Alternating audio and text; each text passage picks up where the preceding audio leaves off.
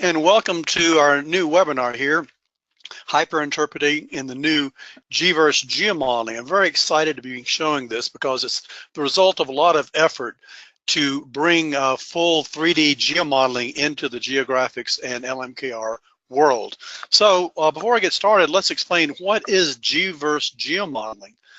Well, the GVERSE products are really a series of products that LMKR has built or enhanced over time that are either plugins to the classic GeoGraphix applications, or they're significant advancements of the GeoGraphix legacy products. In this case, GVERSE Geomodeling is built on the new 64-bit smart section technology. That makes it fully compatible with existing smart section interpretations. So those of you that have Frame Builder will get the new GVERSE Geomodeling and will be able to open up their smart section interpretations directly in GVERSE Geomodeling and do their interpretation there with the new 3D visualization environment. We also have updated the UI with new dockable panels for both the map and the 3D views, so you can undock the panels and put them, the map panel in one screen and the 3D views in another to maximize your screen real estate. It's a complete real-time integration of displays among the 3D objects in the cross-section view, the map view, and the 3D view. We're actually accessing the same objects in memory, whether it's in a 2D cross-section panel, a 2D map panel, or a 3D view. Therefore, there is no I/O, there is no import export, there is no delay. You're actually looking at the same object. So you change something in the cross-section view, you immediately see it on the map and the 3D views. We also have full X-section feature functionality in the cross-section views. We've worked very hard to make sure that we have all of the major X-section features that everybody knows and loves in the new smart section cross sections within GVERSE Geomodeling. So you'll be encouraged to then take your existing cross sections, save them as the common X section, smart section format, put them into your interpretation folder, and they'll be readily available to you in the new GVERSE Geomodeling environment. With that, let's look at the agenda. I'm going to be doing a workflow where I'm going to interpret the structure, stratigraphy, and subcrop relationship of a play up in the Williston Basin of Saskatchewan, Canada. It's a Madison and Bakken play up there. It's not like the classic Bakken play in the Williston. It's more of a structural stratigraphic play. So we're going to be interpreting the subcrop and the structure to find out why this field is producing and is there any opportunity to extend the field. Within the legacy workflows, if one was doing that with the classic GeoGraphix applications, they'd be using X-section, GeoAtlas with ISOMAP, and also visualizing it in the Pro 3D visualization environment. In X-section, we're going to examine the subcrop stratigraphic relationships so we can understand what is going on as far as the producing zones and their truncation relationships in the subcrop. Next, we're going to be looking in GeoAtlas and using ISOMAP in GeoAtlas to create the unconformity in the subcrop surfaces with the build surface tool in ISOMAP.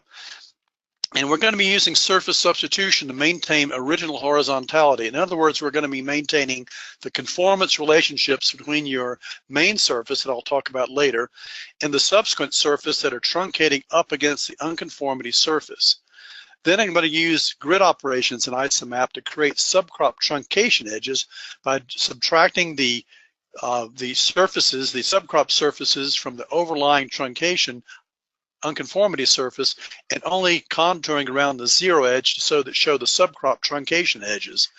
Then we're going to display the subcrop truncation edges and the unconformity structure map to look at the subcrop and the structure aspect of this play and see if we can extend it into another area that has not been drilled. Then we're going to use Pro 3D to examine the complete interpretation by exporting all the 3D objects within the GeoAtlas screen into Pro 3D and looking at them in 3D. To contrast, we're going to be going into the GVERSE Geomodeling workflow. I'm going to create a GVERSE Geomodeling interpretation to begin with. Well, I'm going to migrate my existing X-section cross-section using the common format between X section and Smart section and drop it into my GVERSE Geomodeling interpretation folder. Then I'm going to configure my surfaces, my conformance relationship between the surfaces, and my subcrop relationships using the geomodeling engine, and then automatically display the subcrop truncation edges and unconformity structure in map view. All the while we can examine this geomodel in a 3D view in real time. And then as a bonus feature, I'm going to design and view a planned well with the GVERSE planner integrated within the 3D geomodeling view. So without further delay, let's take a look at where we're working. This is the area where we're working. The black dots in the middle of the screen represent the Madison and Bakken field as it is today. The magenta line is representing the cross-section view in X section. So let's look at the X section view and look at the structural and stratigraphic relationships. The red surface here is called the detrital surface. It's an unconformity surface, and it truncates down through the Madison, the sub-Madison unit, this unconformity picked surface through here, down through the Bakken sand top, all the way down into the Bakken sand. So we're seeing the green intervals here representing pay zones. The stipple interval is representing good sand quality based upon flag curves generated in Prism. And we see there is a down-cutting relationship down here through the unconformity down into the subcrop. So that's having some kind of aspect of the trapping mechanism is within the subcrop.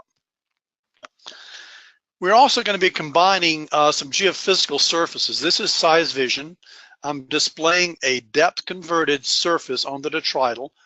This green event here is the detrital surface, and I've generated a velocity model where I've tied my detrital horizon to my detrital picks and inner well picks in well base, the Madison surface and the Madison picks in well base, the Torquay horizon and the Torquay picks in well base to form 3D time depth pairs or velocity pairs throughout the model, and I've generated a 3D velocity model that I'm using to convert everything to depth.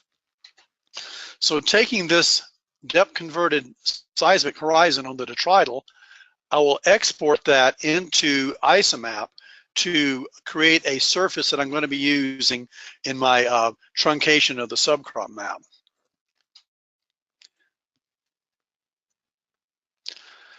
So let's take a quick look at what we're looking at in GeoAtlas with the detrital coming from size vision. So this is the depth converted subcrop layer coming from conversion of that detrital depth converted horizon into an ISOMAP surface. So we can see there's definitely some aspect of structure, particularly off to the west.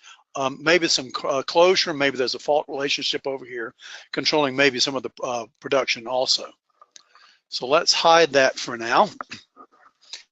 And to make this more interesting, what I'm going to do is I'm going to actually time how long it takes me to create my interpretation. So let me get out my stopwatch, and I'm going to start the workflow. And the workflow will be this. I'm going to first create the detrital subcrop here. I'm going to be using both the well picks from well base and also combining them with the depth converted horizon surface, the detrital surface from size vision, using surface substitution. Surface substitution creates isochord maps between the well base picks and the isomap surface, adds that isochord to the upper surface to ghost down to maintain conformance relationships. So I'll be using surface substitution to maintain the original horizontality or conformance relationship in these subcrop surfaces. Next, I will then create an isomap surface on the Bakken sand, because I'm going to use the Bakken sand then to work upward with surface substitution, creating a Bakken sand top surface, and using surface substitution then to create a unconformity surface, and then upward against the sub-Madison surface and the Madison subcrop. So I'll maintain those isomap layers with full conformance. Then I will be using the grid operations in isomap to subtract each of these surfaces from the overlying detrital surface, and only then contour around the zero edge to show the subcrop edge. so I can see what the subcrop distribution of these units are, and then I will overlay the detrital surface structure map to get the combination of structural stratigraphic trap involved here. So let's begin our interpretation process. So let me get my stopwatch going. So we're going to start. The first thing we need to do is to create our surfaces we need in the interpretation. So using isomap, I'm going to start by first doing the detrital surface from well base, top subsea. For the detrital surface, that's the unconformity surface at the top. And then I'm going to surface substitute the depth converted horizon coming from size vision. So it's going to be a combined geologic and geophysical layer. And let's give this a name. We're going to call this the detrital surface with surface substitution. Let's override the defaults and get a common contour interval.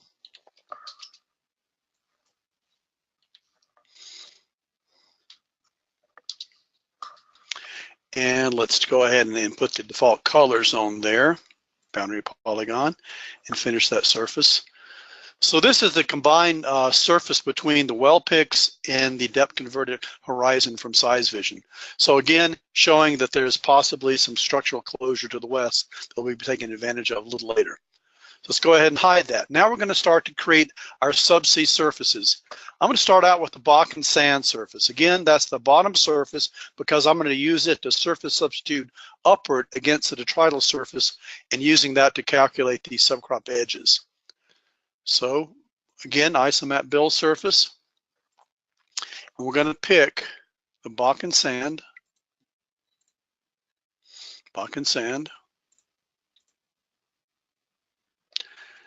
Next, we're not using surface substitution here. We're going to let it use the well-based picks. We're going to call this surface the Bakken sand subsea. And override the defaults again and make a common contour interval. We'll call it contours green. And finish that surface.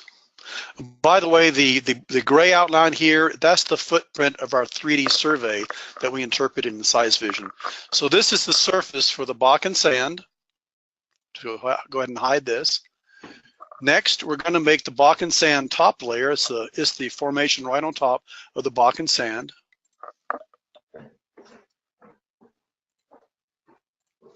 So Bakken sand top. And we will surface substitute our Bakken sand subsea layer.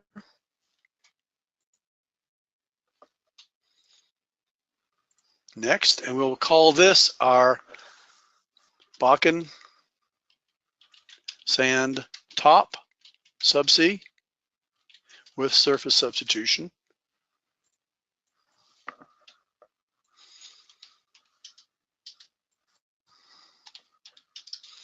And we'll call this dark green.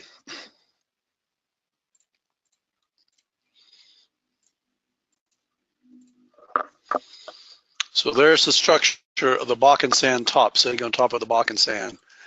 We're going to continue to work our way up. Next will be the unconformity surface.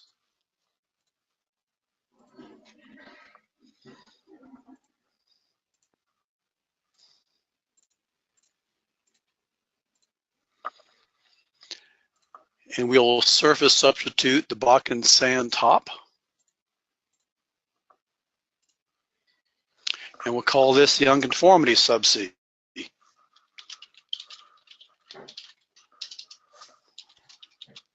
With surface substitution.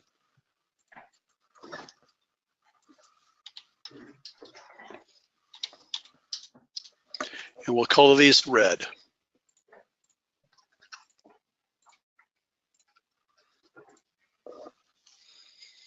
There's the unconformity surface. We'll hide it. Keep moving up section. We're going to do the sub-Madison next.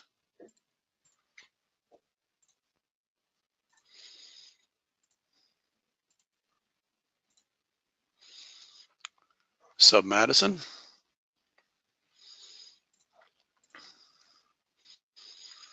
And then surface substitute the unconformity.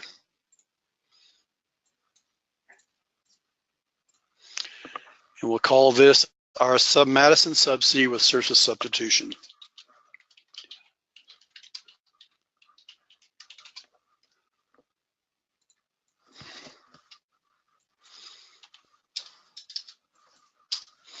And we'll call these yellow.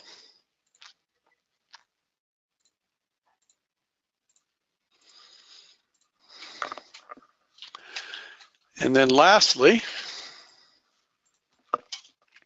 we'll do the Madison sub-C.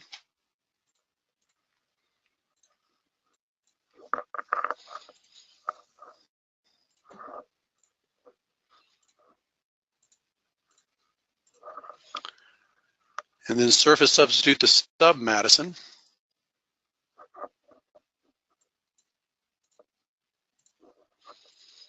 And we'll call this our Madison sub-C with surface substitution. Madison sub-C with surface substitution.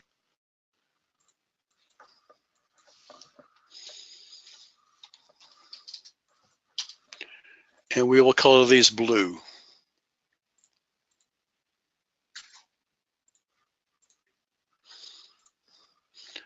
Okay, now we have all of our surfaces available.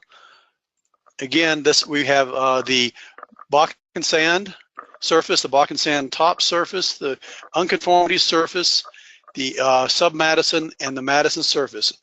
Next, we're going to be using grid operations to subtract each of these surfaces from the overlying unconformity, the detrital unconformity on top of this feature. So for this, we're going to be using the isomap grid operations.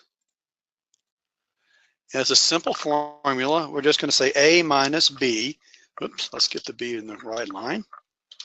These are going to be our grid variables, and the A will always be the detrital sub-C with surface substitution.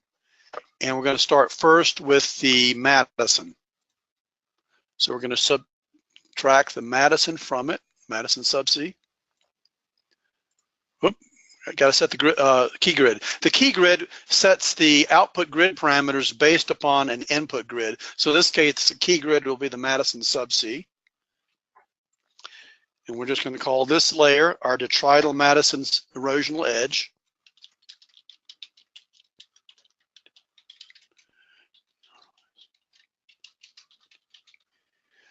And we're just going to be contouring around the zero edge. So we'll set the minimum contour at 0 and the maximum at 0.5.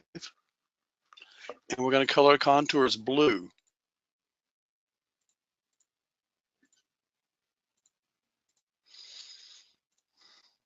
So this is the zero edge of the Madison as it's truncated against the overlying detrital surface. Let's hide that for now. We'll do the next surface. That will be the Sub-Madison. So again, grid operations, A minus B. The A is always the detrital. The B will be the Sub-Madison in this case. Don't forget to set the key grid. We'll call this the detrital Sub-Madison erosional edge.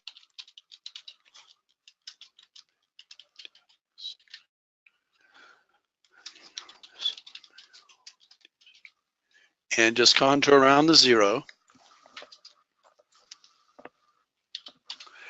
And we'll do that with a yellow color.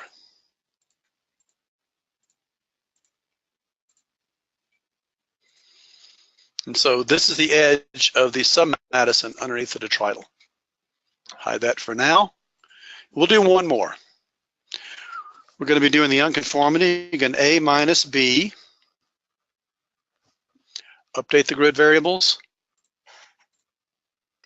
the detrital sub-C, and then the unconformity surface. Set the key grid. Call this layer the detrital unconformity erosional edge.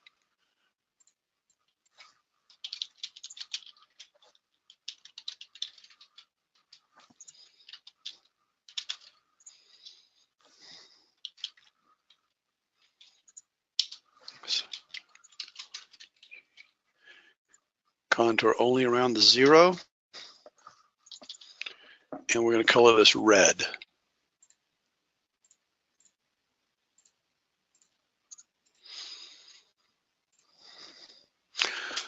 Okay, let's turn them all on.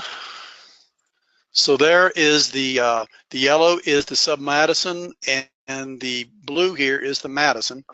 So you can see if I bring the cross section up, and let's see if I can put it to the side. As we move our cursor over, you can see as we cross each of these truncation edges, it's showing on the map as a truncation 0 edge for the respective formations. Now let's look at the structural relationships by turning on the detrital subsea. And for clarification, we will turn off the display of the contours. So you can see there's preservation of each of these subcrop formations underneath here, but also the red is indicating a high over here, so there's probably a structural aspect of the truncation over here, and perhaps an opportunity to do some development of the field. So that's our basic interpretation. So let's go ahead and let's stop our stopwatch and see how long it took us. I've got 11 minutes and 24 seconds, so let's just do it with the GeoVERSE Geomodeling. I'm going to go ahead and turn back on the contours because I'm going to need them for later. All right, let's take a look at our interpretation in Pro 3D. I've turned off the timing because I've already done the interpretation.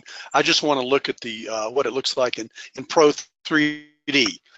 So with the well spots layer as our active layer, I'm going to draw a 3D region around the area, and I'm going to call this 3D region the prospect area.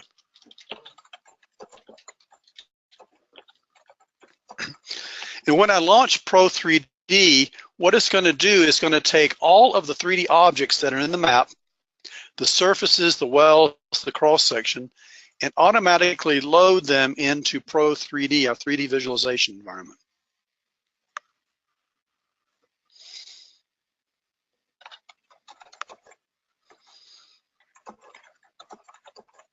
So once they're all loaded, I'm going to bring up the vertical exaggeration to about 10:1. Let's speed up the camera a little bit. And for now, I'm going to turn off the wells and the surfaces, and we're just going to focus on the cross section for now. So this is that same cross section we were looking at, next section, brought in, and it's currently showing the lithologies that are set up in the Strat Column Manager. And zoom out just a little bit here. There we go. Now, right now it's showing the surfaces as a simple well-to-well pics. There's no structure on here right now. I'm not showing any isomap surfaces. So first, let's load in, let's say, some gamma ray curves and do an interpolation fill. So we're going to update the cross section with gamma ray curves. And let's change the palette to something that'll be a little more definitive for the shale and non-shale, and use the histogram to isolate those values that will contrast between shale and non-shale. There. So the green would be indicating shale, the yellow would be non-shale, or in this case it's going to be either sandstone or it's going to be a carbonate. So let's turn on the cross-section wells. So I'm going to turn on the cross-section wells to include them. And let's change the view of the gamma ray curve to a lathe view. So now you can see I've got the gamma ray curves on the actual well bores themselves, and the lathe view with the color palette is matching the interpolation along the cross-section.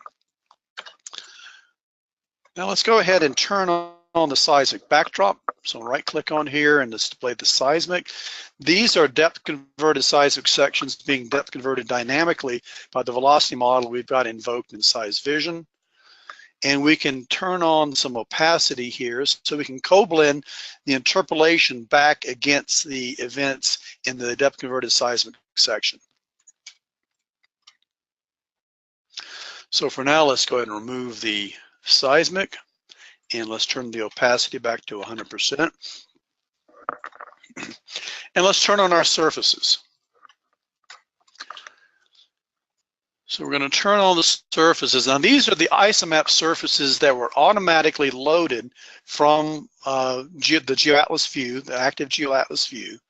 So I'm going to turn on all these surfaces from the detrital. This is the overlying detrital all the way down to the Bakken sand. And let's reorient our view here. We're going to pull it around here. So let's look at our structure. So we're going to fly around to the other side. And let's zoom in just a little. And let's look down on this. So the top surface I've just clicked on, there's our detrital surface. So let's overlay the detrital isomap layer on here so we can see the contours. So let's get the detrital sands with the surface substitution. So it's showing the contours on there. Let's move it down a little bit. You see, so there's our structure right there. And I can also overlay the wells on here. Let's turn on all the wells. So it's showing that there is an area over here that has not been drilled. So again, that gives us an opportunity for further developing this field. Now let's reorient this again. Come look at down the plunge of the structure. Orient something about like that.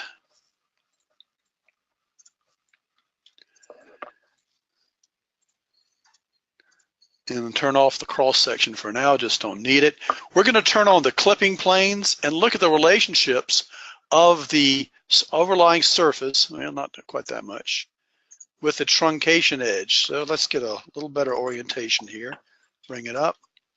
Now, as I look at the subcrop, there's the detrital surface on the top, and if I turn on and off the different subcropped layers, like the Bakken sand, or the Madison is a good one, you'll notice that the Madison surface is actually cross-cutting the unconformity surface.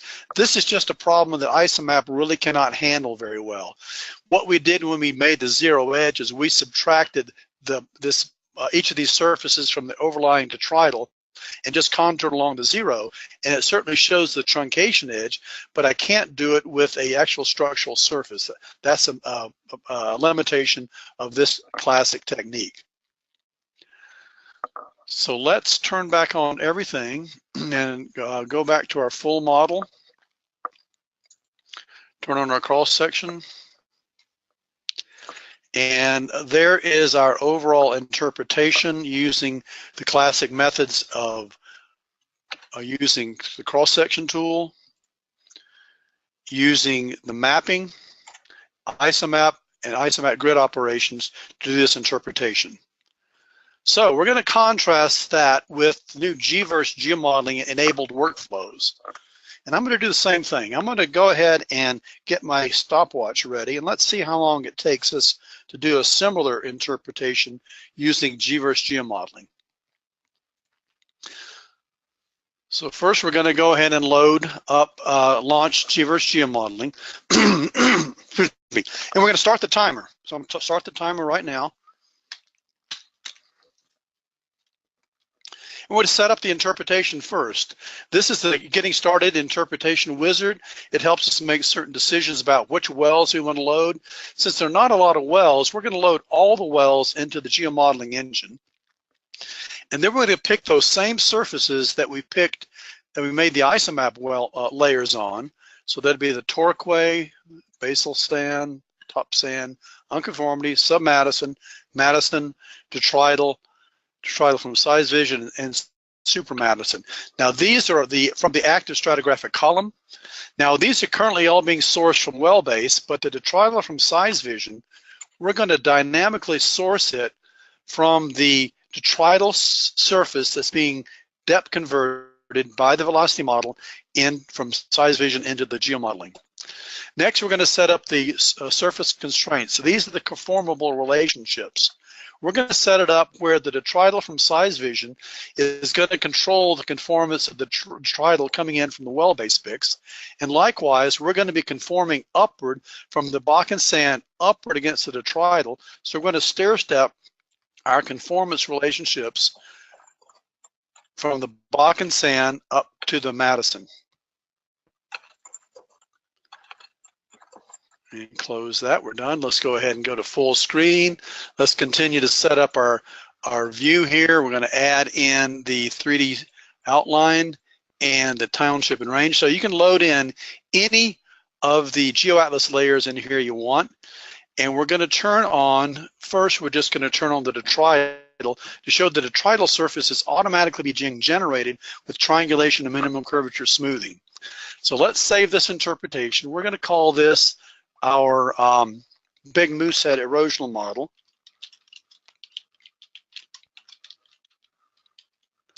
If I can spell that correctly.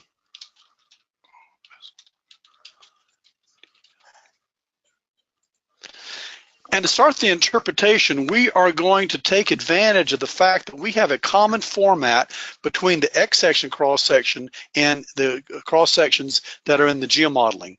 You simply save as, and you navigate to your interpretation folder. There it is, the big moosehead erosional model. And you save it as this cross-section SSDX. It's the new common format. Return to our cross-section listing in GVERSE Geomodeling and update the list. And right there, we'll launch it. And we've got our same cross-section as we have over here in X-section. Very nice. Okay, let's change it to a proportional view because we're going to be doing geomodeling, so we want to see what this thing looks like in real world proportion. Change it to proportional view, deviated wells, and we'll change the display to 10:1 exaggeration.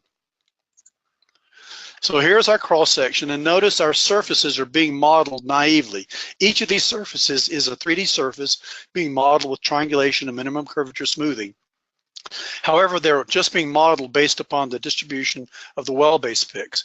But by applying the conformance relationships that I set up previously, I can maintain that original horizontality upward from my controlling Bakken sand surface up to the Madison.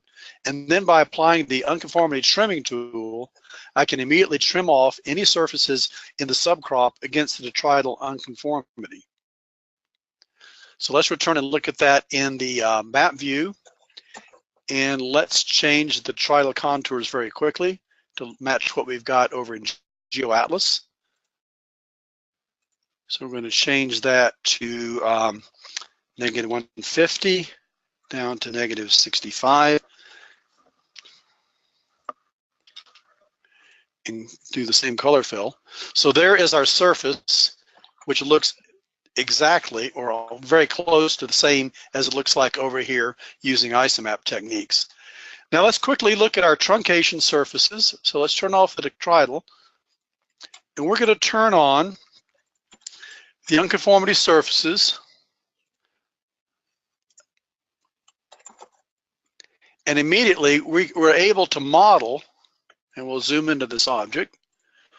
We're able to model the unconformity dynamically because what we're seeing over here in the cross-section is exactly the same thing that we're seeing across here. So you can move, as I move the cursor across, you can see where those truncation edges are maintained. It's exactly the same thing. So compare that to, again, GeoAtlas. We'll turn this off. And you see, actually, we have more detail when we model it in with the geomodeling than we do doing it with the isomap layers. So let's stop the timer. That took me 5 minutes and 24 seconds. So that took me less than half the time starting from scratch to get to the same point we did with the legacy applications. But what's more is, let's look at this. let's look at this cross section, and I'm going to turn on, let's see, some surfaces. We're going to turn on the upward to the Madison, and we're going to open up the vertical exaggeration about 10:1.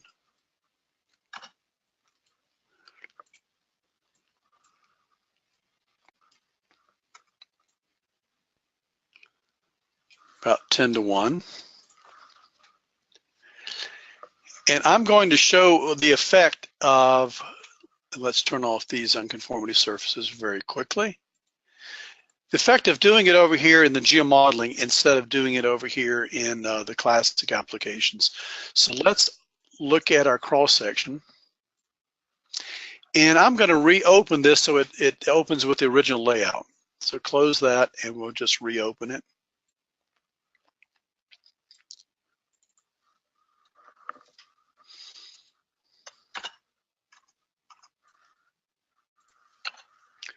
And let's zoom over here. Notice that in this well right here, our Bakken sand top is not picked. The dashed line is a predicted pick based upon the modeling engine. It thinks it should be there, but it's not. But if I show the surfaces, if I pick this because of the unconformity subcrop relationships of the conformance relationship, if I modify the sub-Madison, it's going to affect everything from there up. So there'd be the Madison. Well, actually, it's the Bakken sand top. The Bakken sand top is going to modify the unconformity, sub-Madison, and Madison.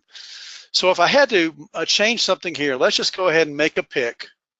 And we're going to be using, we'll just use the this log tool. And come in here and make a pick. When I make a pick, it immediately puts it into the database and it immediately models it. So everything is being modeled. All the conformance is being modeled. All the unconformity truncations are being updated, and the 3D model is updated over here. If I did it over here in X section, I'd have to make the pick, and I'd have to go back and regenerate every one of these surfaces that I generated over here again to get the same effect. And that, as we know, took me about 12 minutes, whereas when I did it over here, modified it, it took about 2 seconds. So I hope you can appreciate the increase not only in the original setup and of the interpretation in the GVERSE geomodeling, but also in the interpretation as you go. It's a dynamic interpretation environment. So as you make changes, those changes are immediately reflected in your model. So let's look at what else is special about GVERSE geomodeling. Let's go ahead and reset up this with the proportionally spaced again.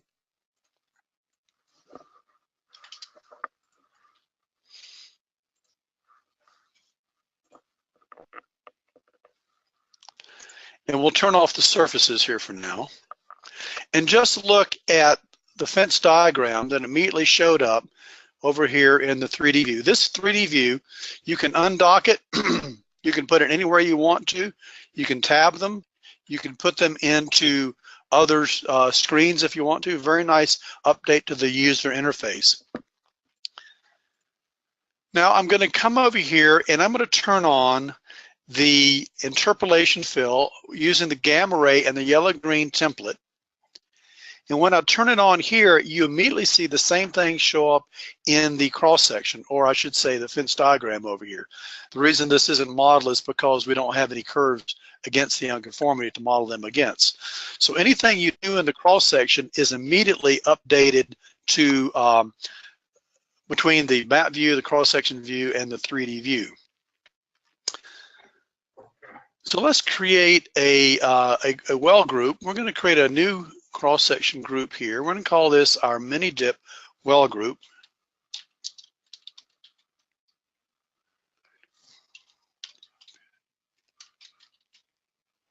Mini dip X section. That's because it came from X section. And over here, we're going to take this group and we're going to add in, oh, let's do some logs. Let's put in the gamma ray, check the properties. We'll immediately do a lathe view, adjust it, and change the palette. And adjust the parameters.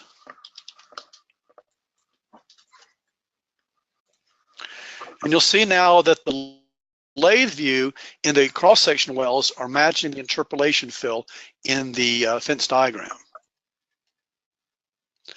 So I'm going to click on the fence diagram and go to its properties. I can turn on the seismic backdrop. And I can adjust the opacity of my cross sections and very easily co-blend my interpolated petrophysical values against my geophysical values on the seismic section. Now notice something right here. This is the Super Madison. It's not following in the Super Madison event on the seismic section. Let's come over here and turn on the same seismic backdrop as we're seeing here. And we're going to update that. So unfortunately I only have one screen to do it with, so we're just update it between the cross section and the 3D view. So I'm going to click on the Super Madison, and I'm going to be using the new Quick Pick mode. This has been out for a couple of years now. Quick Pick enables me to seed on annotations of where the picks are that I want without actually putting them in the database or the geomodel. So it's very responsive. I can move these around. I can do multi-level undo and redo until I'm satisfied with where I want them to be. And when I'm ready, I can go ahead and save them to the database in the geomodel. So watch here on the cross-section update, but also the fence diagram will immediately update. So everything is kept up to date. So let's close this. I'm done with it for now. Let's just save it, but close it. And let's turn on the detrital surface. And let's change those contours to black. And we're going to moving the interpretation wells to the top so we can see them over it. And again, we can see these are the producing wells. Here's the structure with some closure to the west. And I'm going to turn off the mini dip wells for now. And we're going to be looking at buffered projected cross sections. This is another feature that's been out for a while that will allow me to automatically generate projected cross sections based upon the buffer distance between the line of section and the wells. And over here, let's go ahead and turn on the seismic backdrop. Let's do another buffered cross section. Let's go from west to east. And again, let's turn on, let's bring it over here, click on here and turn on its seismic backdrop.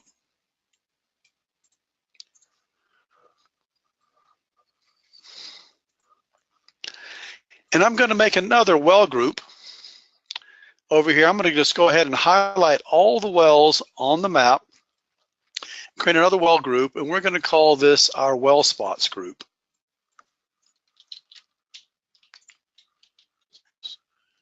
Maybe change its color to blue.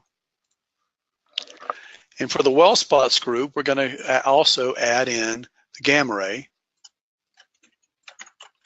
But this time, for the lathe view, we're going to change the palette to something a little more interesting and make it an earth tone.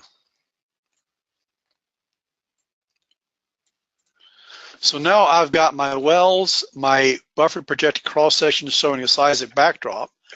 And if I click over here and move any of these buffered projected cross sections, they immediately update.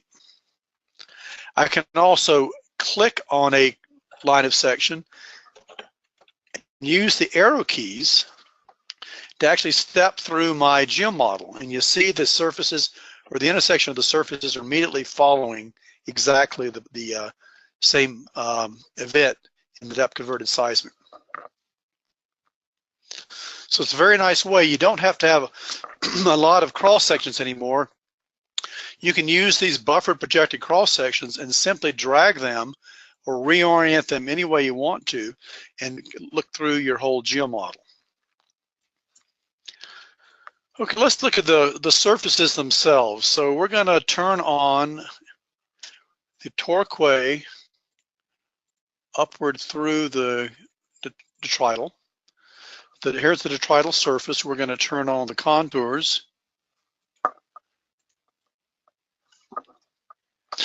And we're going to overlay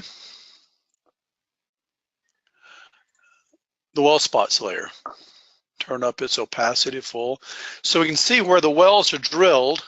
And again, we've got a structure over here, and I can turn on a lighting. Let's see right here. Let's do on the surfaces. So the lighting also helps to emphasize the 3D aspect of that surface structure. So it looks like we can actually drill a new well right here. So let's go ahead and do that. This is a little bit of bonus I'm going to give you folks today. We're going to actually plan and drill and plan a well to take advantage of the fact that we've got an area we can actually exploit.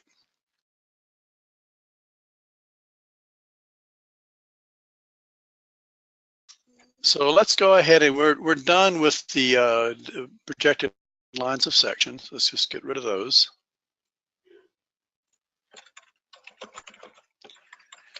And in 3D, let's go ahead and hide these and just have our structure. So I'm going to take this surface, this detrital surface, and I'm going to export it as an isomap layer. I'm going to call this layer my GVERSE Geomodel. Let's get the layer name in here. GVERSE Geomodel Detrital Surface, subsea. Create an isomap layer. And let's set the contour interval to 25 and the color to default. Come back over here to GeoAtlas and we'll turn off these layers and display that one that I just created. And let's hide the data points. So there's my structure. And let's say that we have a pad over here that we want to plan the well from and drill a horizontal well into the structure so we don't have to drill two wells, we just drill one and drain it with one well.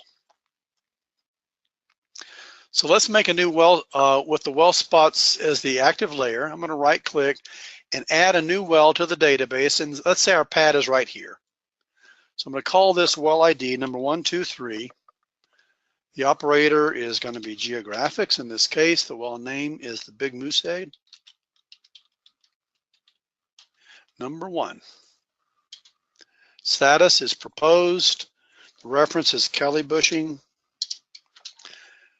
995 meters. So now that is saved to the database. Come back over here to GVERSE Geomodeling, and we're going to update the interpretation so it rereads the database. So we'll see that new proposed well. And I'm going to toggle off the detrital surface so you can see there's the proposed well right there. Now we're going to be using GVERSE well planner to plan the well, but first we'll have to lay out a projected line of section that we want to drill the well along. And to help us do that, I'm going to set up what's a new 3D region right through here, and we're going to call this our well planning region.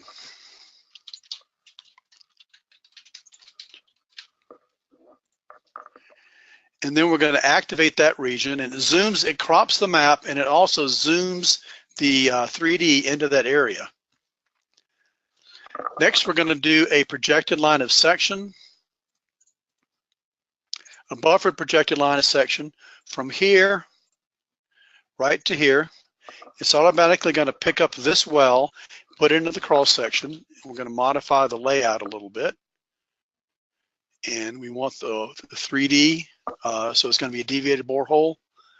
And let's change the depth interval to 0 subsea down to -250 meters.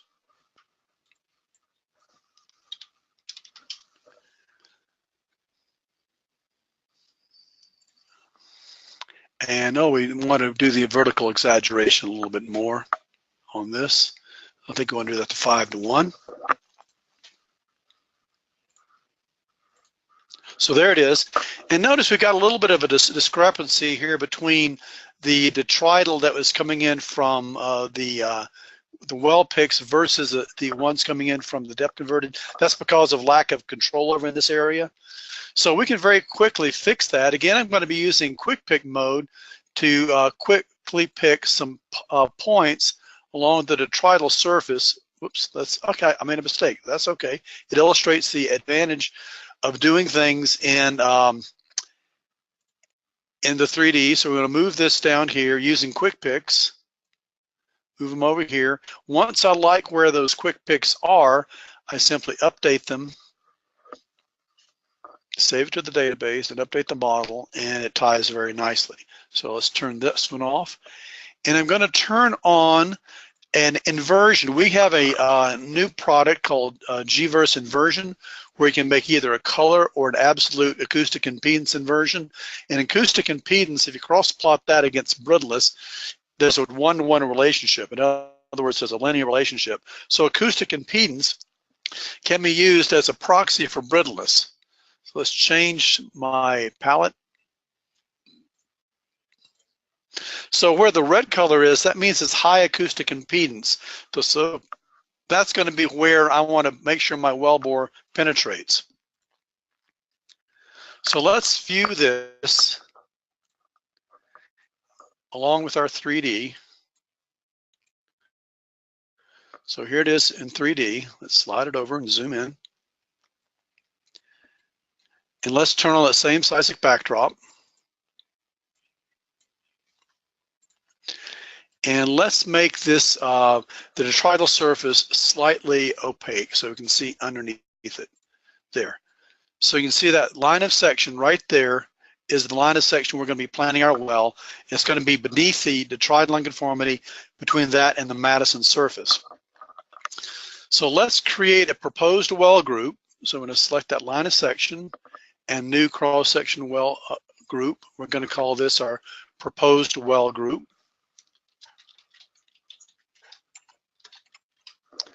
Maybe change its color to something else. And that's turned on over here. So now let's start our planning. Come back over here, highlight well number 1, 2, 3, right click and launch GVERSE Planner.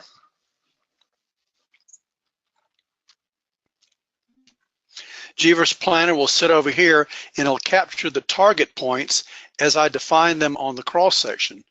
So let's land this thing right about here.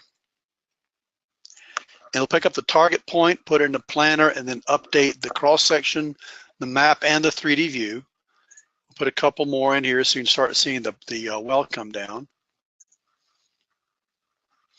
And over here to make the well a little bit easier to see, let's go to its properties and let's change the line width. And maybe make the backdrop here a little bit opaque. So maybe you can be able to see. Let's make sure I'm on the cross section.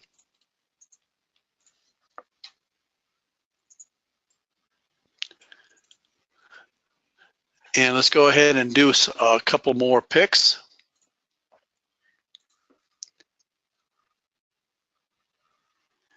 And each time you'll see it will update the map.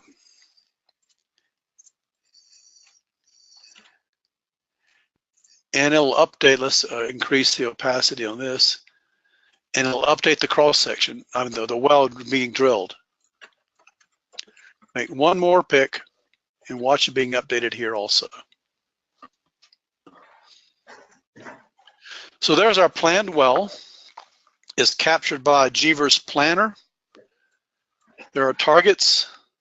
This is the vertical section in plan view. Again, there's just a 3D view for QC purposes. There's our survey. We can export this out to Excel. And when we do that, we've got the target points here that we can give the drilling department plus the survey if they so wanted it.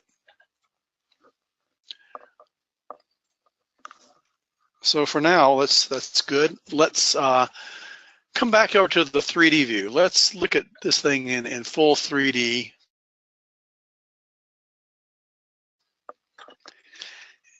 And let's use the clipping planes to see where that well actually is.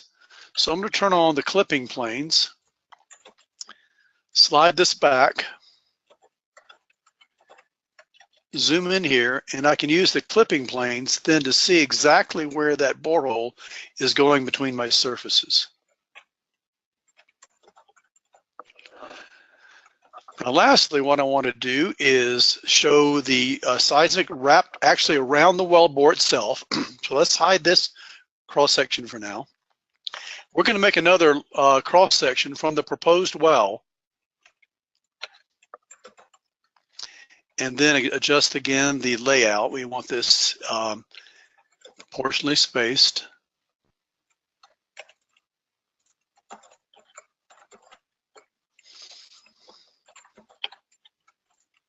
So there's the wellbore. Come back over here. If we turn on the seismic backdrop on this well, there we see the seismic backdrop. And if you come back up here, you can see that's going right along the wellbore itself. And let's make this object the center so we can rotate around it.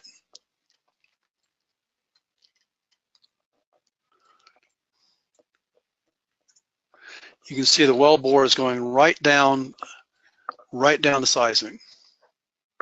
Or the seismic is going right down the wellbore. Okay, let's go ahead and turn back on our full model. So back here, we're going to deactivate the region. Zoom out here, turn on all of our surfaces again, and our cross sections.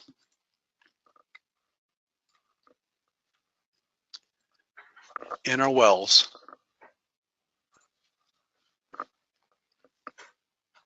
So now we have a fully formed 3D model with a well plan in here.